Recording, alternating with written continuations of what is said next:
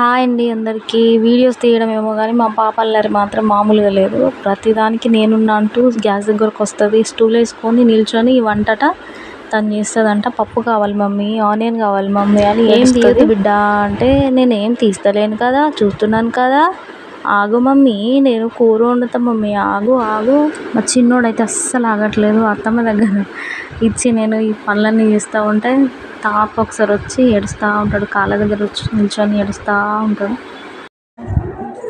నేను కట్ చేసిన కూరగాయలన్నీ తీసుకొని అందులో ఆకులు, కరివేపాకు అన్నీ తీసుకొని ఒక గిన్నెలో వేసుకొని ఏమో వంట చేసినట్టు కలుపుతూ ఉన్నది. వాటర్ అన్నీ కింద పారపోసి ఆ స్టూల్ వేసుకొని పడతావు బిడ్డ అంటే కూడా వినదు.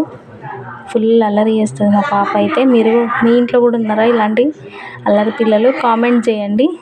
ఇలా తినిపించుకొని నేను తిని పనంతా అయిపోయేసరికి ఈవినింగ్ 4 అయిపోతుంది. మళ్ళీ ఈవినింగ్ పని స్టార్ట్ అయిపోతుంది. ఇది ఇంతే రొటీన్ వర్కింగ్, అందరికీ తప్పదు కదా.